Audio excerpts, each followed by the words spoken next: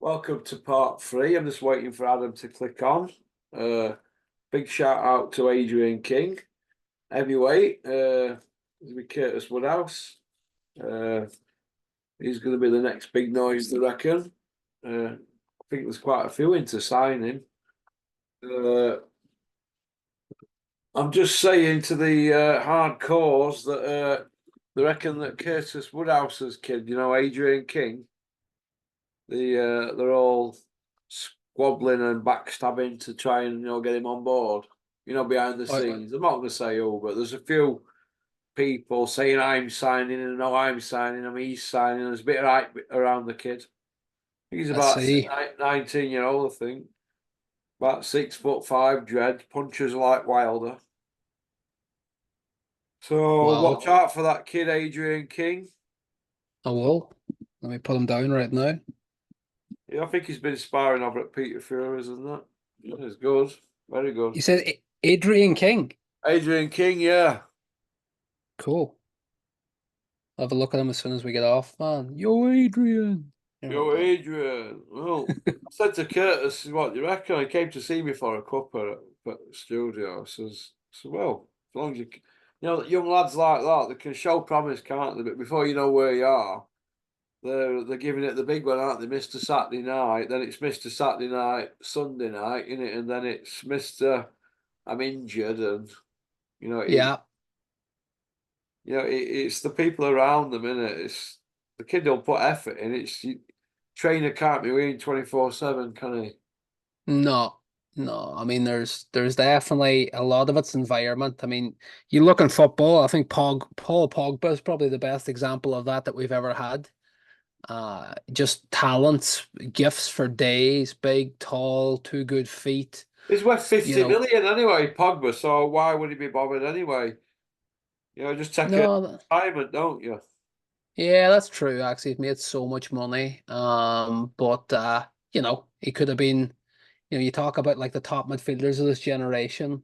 Could get the likes of Kevin De Bruyne and these kind of characters. Pogba, in my opinion, could have been right up there. But like you said, if you're not willing to put the work in and have the right people around you, then you're on a bad path, So, look, listen, if the promoters are squabbling over this young fella at the age of 19, obviously it's a big compliment to him. So, hopefully he keeps his head down and stays on the right path. Good luck to him. Yeah, oh yeah. So he's got a long career ahead of him, hasn't he?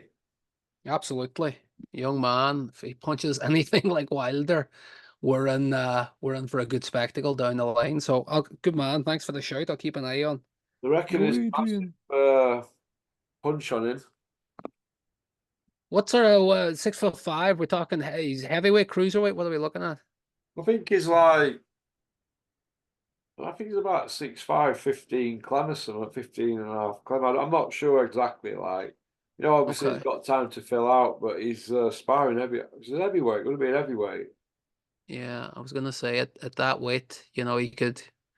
But I mean, if he's 19, he hasn't fully filled out yet. I think So. he's one of them freakish puncher types, like Tommy Fletcher, that cruiserweight who Thibaut trains. Hmm. Well, he's the hardest puncher Thibaut's ever had on pads, according to Thibaut. That Tommy Fletcher, cruiserweight, hardest puncher ever. He's had White and a lot on, hasn't he? Frank Bruno says that Tommy Fletcher's the hardest puncher. Big compliment. Tibbs has seen some proper fighters down through the line, so hard to Well, beat a puncher for excitement, isn't he's it, a Paul? Norwich kid, is he, or is he up that way?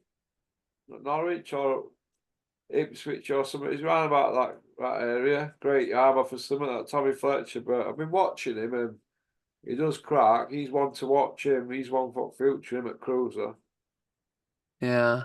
I'll keep an Fletcher. eye out Well, there is talent out there, for sure. but No. what there is gets snaffled up quickly. Like Adrian King, he was snaffled up. But it has to be right for them, doesn't it, these kids, because it's their livelihoods, isn't it? Yeah.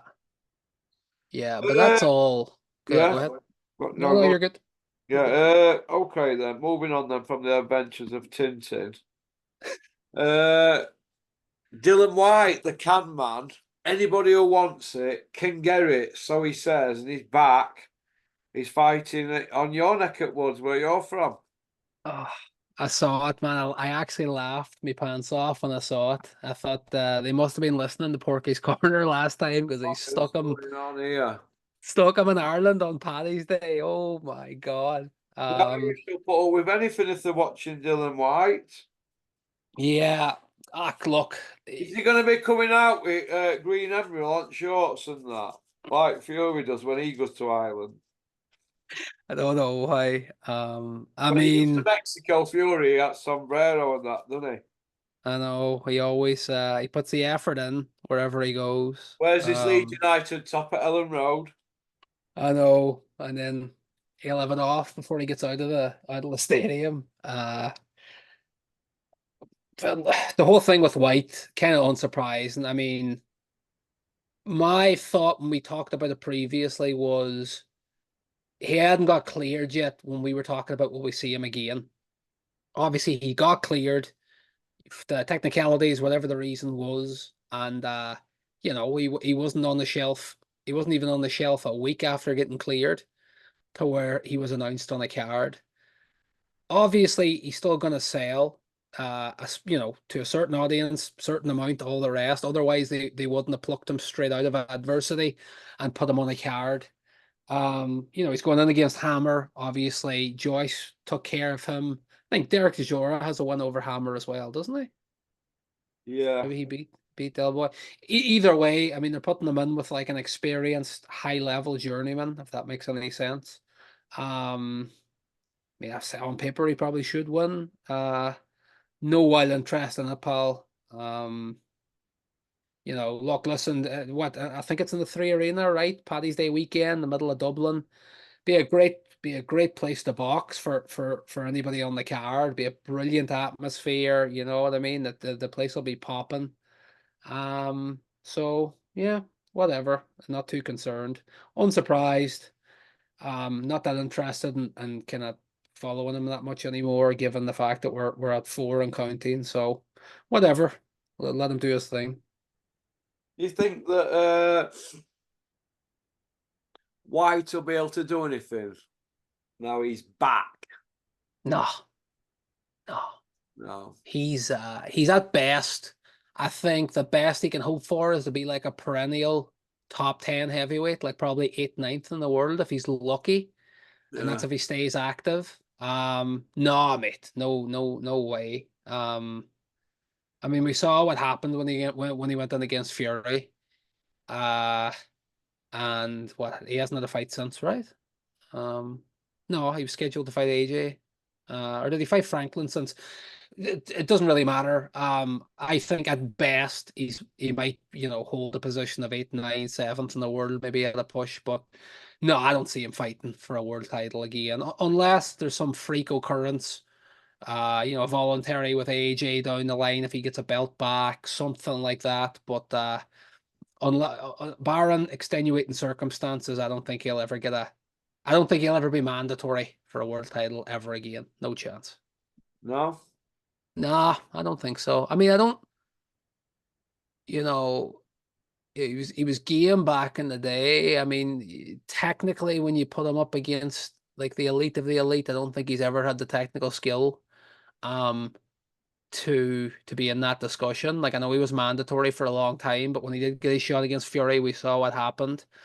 Um, he's been a game fighter previously, but we talked about Sam Eggington. Obviously, he fights at 147 or 154. Eggington's one of the hardest men I've ever seen in the ring in his game. But when you're down the weight, obviously you can be more durable. When you're fighting at heavyweight and somebody puts it on your chin, it's good night, Irene. So nah, I don't see him getting near a mandatory shot again, Paul. Do you think he will, like, or on merit? He needs a few wins, doesn't he? But would Dylan be bothered about going mandatory route at this stage of the game? He'd just be wanting to get a fight in Saudi, wouldn't he? I don't think he's bothered about chasing belts, is he? He just wants to be picking up crumbs now, doesn't he? Yeah. Um, So what, he's 35 years old. Just looking here. Look, there's definitely domestic fights you can still make for him. Like we talked about Martin Bacoli. Obviously, the two lads have kind Not of going to go thrown. near Martin McCauley. He's a bogeyman. It's Louis Ortiz in divisions. I agree. I'm just talking about fights that could or should be made Oh yeah, yeah, domestically. yeah. I mean, I wouldn't want to see it on multiple levels, but I mean, they could put on him and Derek Chisora on a card in Saudi. I don't want to see it. I think Del Boy should be retired. But it would make them both money. They'd both take it. They had two fights before that were close. Um, so you will find freak shows to make for them. I'm not saying there aren't out there anymore. I just don't really want to see them. I don't want to see him fight Chisora. I love Del Boy. I just don't want to see him fight again. Um, but if he is going to fight, I would love him to. I love to see him get one Saudi bag before he packs it in. So if I had to choose one fight gun to my head that I want to see White in, it would be him and Derek in Saudi. Um, just so Derek makes a few quid.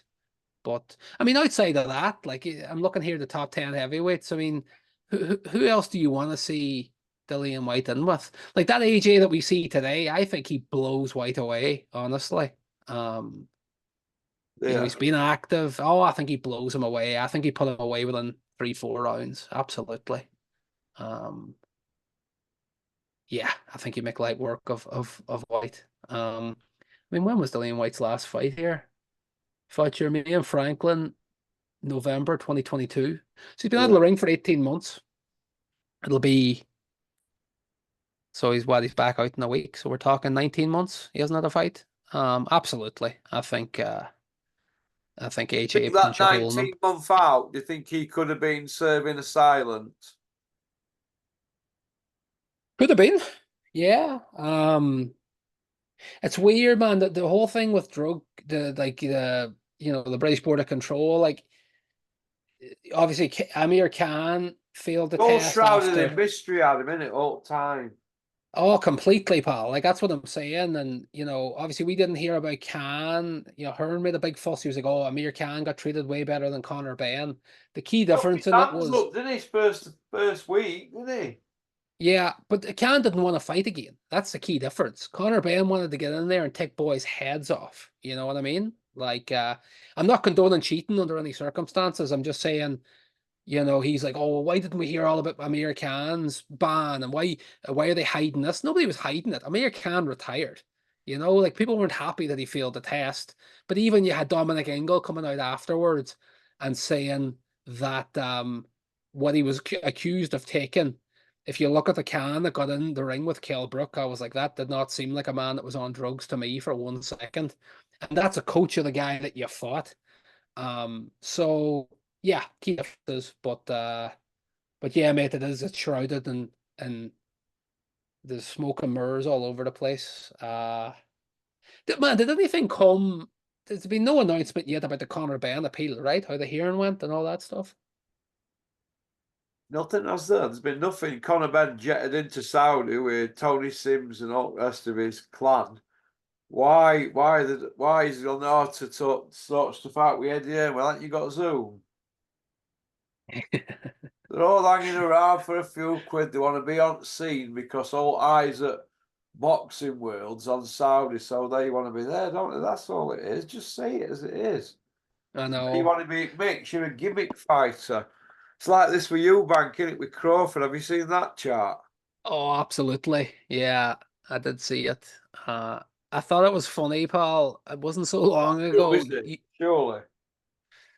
Ah, I mean, just to go back to the Zone show for a minute, you and I joked about Conor Benn that he would retire early and get a job commentating for the Zone. I mean, he hasn't retired yet, and they've already rolled him out. Conor Benn's Him a and commentator, but yet he's not won anything. I know, I know. So they're already rolling him out. And he still hasn't had his appeal under his belt yet, and they have him, on the mic all over the place in that show. And then you have Eddie Hearn talking about Jake Paul. He's saying Jake Paul and Mike Tyson. Firstly, I don't agree with that at all. it's not going to be a sanctioned fight. I don't think so. It's going to be some sort of exhibition. They're going to call the draw after. So I don't think Texas aren't going to sanction Mike Tyson and Jake Paul to fight. But I just find it funny that Hearn saying that it's criminal and it's, elder abuse and it's bad for the sport. Yet he wants to put Manny Pacquiao, who's 17 years older than Crusher, he wants to take him out of retirement and put him in with Conor Benn. It's not near as bad as Tyson versus Paul if it was a sanctioned fight, but still not great, is it, man? Pacquiao versus Benn. I'll be honest, if the version of Conor Benn that we saw against Dobson and against I can't remember the fella's name in Florida, but if that Conor Benn goes in against Pac-Man, I don't care if he's been on the couch. I would nearly fancy Pac-Man to get it done, man. I'm not even joking. You'd have Manny Pacquiao to deal with Conor Benn, wouldn't you? He couldn't even do that with them last two guys, could he? Yeah. So if it were the Crusher that went in against Algieri or Van Eerden or Samuel Vargas, it would have been a different proposition. But we've all joked about where's the power gone and all this. The guy that fought Peter Dobson last, I would take a couched Manny Pacquiao against that guy. Did you see what he was dressed in, Crusher Benn? He was strutting around thinking he was Drake, wasn't he? No, mate. Oh, big time. Big time. Hey, unbelievable, mate. Yeah, it's quite shameless with everything that's going on, but... What did you make of the Mike Tyson, Jake Paul announcement? I think it's a joke. I mean, again, everyone's talking about Mike Tyson a brass or what? Brass, isn't he, Mike Tyson? He's not only a rapist, he's a brass. Yeah, it's And a granny basher. There's no way it's going to be sanctioned. Not a chance. Like the Texas are loose. They're a loose athletic commission, but you can't sanction Mike Tyson versus Jake Paul. What I think, it's on Netflix as well. They're two massive icons. Netflix are doing a thing soon with Rafa Nadal. I know what they are. They're not icons in my eyes. Yeah, no, but me neither. But the point I'm making is Mike Tyson is still, he's got a massive following. Jake Paul's got the young following. So you're bringing two different planets of supporters or, fan bases together. Netflix are trying to get into live sports. I think it's going to be some sort of quirky exhibition. They'll both get their hands raised at the end. Nobody's getting knocked out. I think people are foolish to be talking about it now, like it's a WBC eliminator. I'll be very surprised if it's actually sanctioned as a real fight. I think this is just two opportunistic guys being offered a bunch of money by Netflix to do some sort of weird event, some freak show. So that's what I think it will be. I've got Netflix. Will I be able to just turn it on and it'll come on then, yeah? I think so. It's not like a Netflix pay-per-view thing or whatever, is it? I mean, I'll be amazed if it's not a pay-per-view. They'll probably do some discount like the Zone do, where if you're an already in subscriber, they'll probably give it to you for £5 off or so. I don't know. There's just too much money for it to be not pay-per-view, so there'll be some sort of selling point. Look, it's not good for the sport. This is the same Jake Paul that about a week ago said that he wanted Canelo, Puerto Rico versus Mexico, and he wanted to take the sport serious. That's on the Saturday, and then on the Tuesday, they're putting out banners for him versus Mike Tyson, which is kind of hilarious in itself. Not good for the sport. In the freak show culture of today, not that surprised, really. But like I said, I can't reiterate it enough. I don't think it's going to be a sanctioned fight. Whereas Manny Pacquiao, Crusher Benn would be. But to go back to what you're talking about there against Crawford and Eubank, I got a wild chuckle when I saw it, man. I think it'll happen, and I think it'll happen for multiple reasons. Canelo said that he categorically wouldn't take the Crawford fight because he has nothing to gain. If he beats him, he beat a tiny guy, albeit an amazing, a smaller, amazing guy, pound for pound, number one. So he thinks if he wins, he doesn't get any reward, and if he loses, it'll tarnish his legacy forever. I think that the Crawford team are probably looking at this as a test of waters fight, where You know, we bring Crawford up the weights. We bring him up the weights against a durable guy that we're multiple levels above, and see how he gets on. Um, Look, I think if they fight, I've Crawford winning 10 times out of 10. Um, you know, I've kind of slagged Chris Eubank on here before. You know, I said he's had a great career for very little talent. I think that's a wee bit harsh. Like, I think there's certain things in life you can't control. You know, you can't control who your parents are, what your last name is. You know, what you can control is what shape you keep your body in, you know, how hard you're willing to work. Um, you know, I don't think Chris Eubank Jr. is like I don't think he's an elite level boxer. You know, I think he's a fighter more than he's a boxer, but he's kept himself in great shape through his career. Um, you know, I think he's a master of media interactions. You know, love him or hate him, I think he's borderline a genius the way he's handled his career and keeping himself relevant, and even when he's had long layoffs. Um, so I think the Crawford team are probably looking at this as like an easy night's work where they'll figure out, okay, can Crawford safely, you know, fight against a 160 guy to where it doesn't affect his performance. I think the fact that Eubank Jr. teamed up with Bo Mack, obviously, and he's Crawford's lifetime trainer. So I think that was probably part of it where, you know, they came together. Do you want the fight? Because the thing is, like Crawford will make a bunch of money out of it. Eubank will make a bunch of money out of it. And I think ultimately it gives Chris Eubank Jr. the last laugh because Eddie Hearn's been running around saying, you know, Crusher wants Crawford and Crusher wants Haney and, you know, Conor Benn doesn't, or sorry, Chris Eubank Jr. doesn't want to fight anybody. And he's, you know, he's a joker and he's asking for too much money. Now you have Chris Eubank Jr. swooping in and getting the Crawford fight. I think it'd be a hilarious turn for the books, pal. So I hope it happens because I know it'll probably make Crusher's blood boil. Um, that would make me laugh. What do you think?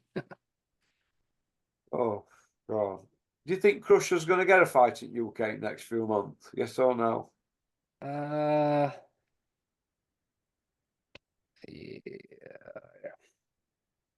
yes.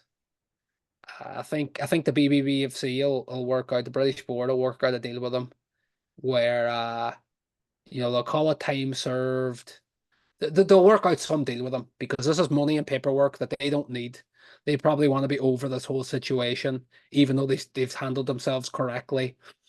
So I think they'll work out some kind of under the table deal with this appeal, where Conor Bryan's been out for 2 years, we need him, you know. So yeah, I think he fights in the UK in 2024. That's what I think. Yeah. Yeah, I think so. Okay. Yeah.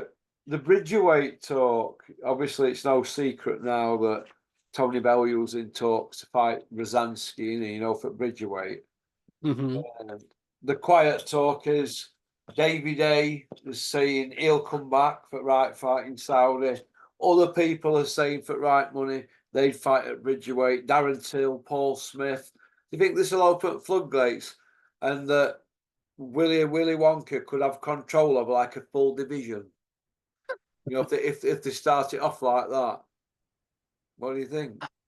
I mean, he could, for the simple fact that the Bridgerweight division has kind of looked as a joke within, you know, hardcore boxing. Not a joke, but people are like, it's a silly idea and this and Tony could that. say he beat a champion though, couldn't he? Exactly. Yeah. I mean, would this be the Bridgerweight division or would this Yeah. be the freak show division? Do you know what I'm saying? Because Well, it yeah. seems like BJ Flores, he's saying he's up for Bridgerweight. Do you know, yep, everybody wants to get to Saudi, don't they? They're even inventing divisions now amongst themselves. they do. Can you imagine the amount of Chino sniffed by these people while they sat up all night plotting these scripts? Oh, mate. I mean, they should just if they're gonna go that daft, they should just call it like the seniors tour or something, you know? Because like you made a brilliant point earlier. You're talking, you know, we've had all this fuss and glamour about Saudi Arabia.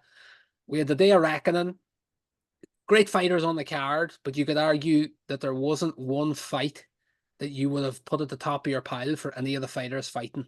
You know what I mean? Like the matchups weren't right. So you can make that argument. We talk about knockout chaos. Again, credit where credit's due. I thought the card overall was really good, the way the fights turned out.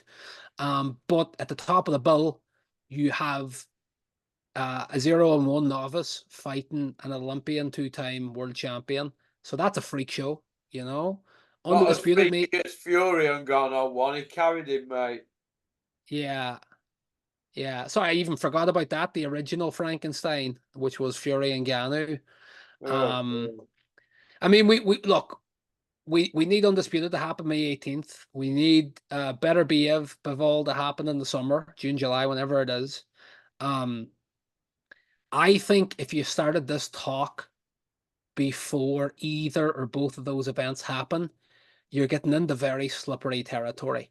Like if we believe anything to be true about the Saudis, you know, they want to take boxing seriously to either sports wash or because Turkey Al Sheikh loves the sport. But either way, if we're to believe anything, they want to take the sport seriously.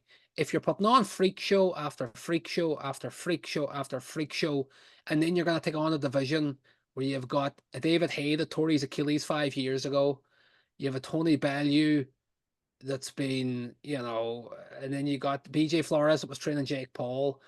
If you're going to start building around this stuff, man, how can you be taken seriously in the sport? Do you know what I mean? Like, it's just joke after joke after joke, all the while you're ruining domestic boxing in the UK for what? To put and get as much as I like him to put Ngannou in against 2 pound for pound boxers, to pull BJ Flores off the couch to get David Haye back in there. I love David Haye, I respect him, you know, but which lane are we going down? Bell, you with mix, he were out there with begging ball. Who's to say Darren Barker might not want to jump up in mix and put a stone on a summit or 80 or £20 or something. Wilder dropping down, you could see that, couldn't you? Oh, big time. You could see Adrian Brook. If he gets beat dropping down, they're all boxing. These people, it might not be the boxing, it's the people around them. They'll all be giving them a little nudge. Yeah.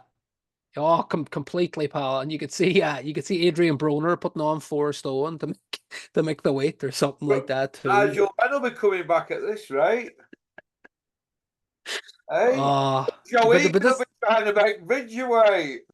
The super Dosser division or the super spoofer division. Did you see Big Joe's latest video? Of course. He said, I made a film with Russell Crowe and you was asked about me and you said, "Hey, man's a fraud." Listen, pal, if Joe Egan's calling you a fraud. John, do you know our pal, Joe Egan? John goes, "The man's a fucking fraud." Oh man, it's Big Joe Egan extra in a film. He were a tree that Russell Crowe took a piss on.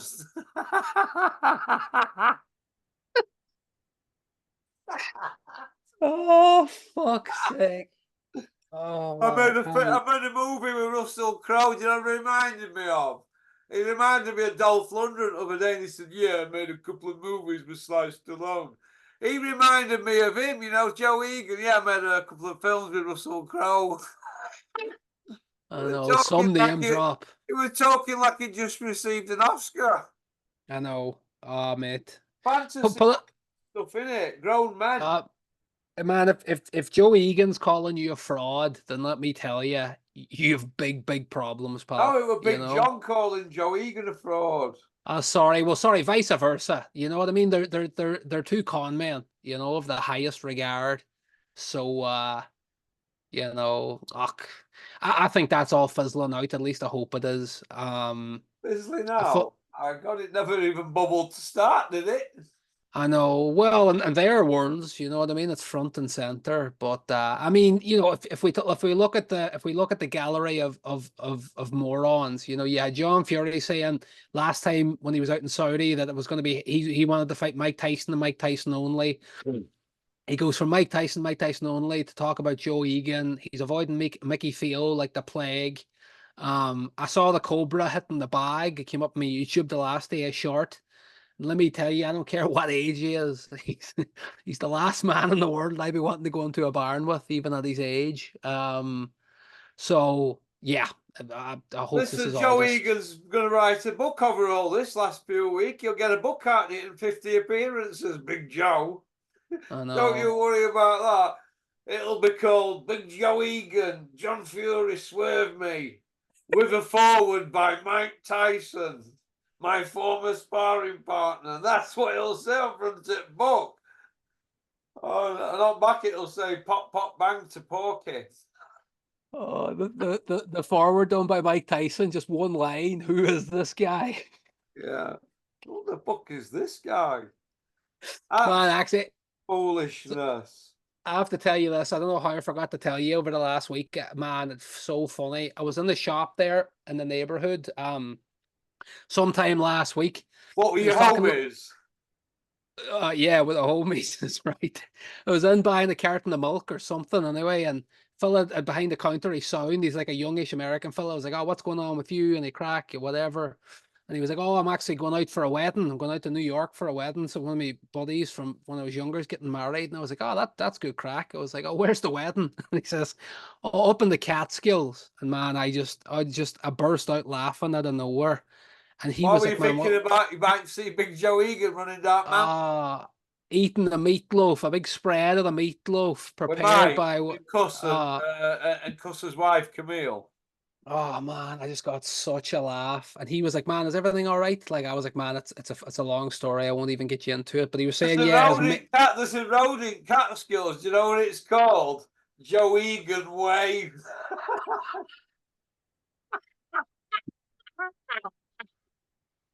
oh, Big Joe Boulevard. Oh my days." But yeah, him and his buddy, they're renting out. Apparently there's some wedding venue up there where like you hire it out. And to be fair, the Catskills look beautiful, when you're not bullshitting. So yeah, I just got to laugh anyway when I heard Catskills. The first thing jumps to mind is Joe Egan. That's kind of sad, but anyway, All I right then. digress. We'll finish off on the what's this here? Dad's spirit level. Oh, spirit level from pool table at work. I'm gonna level it tomorrow. It's not level.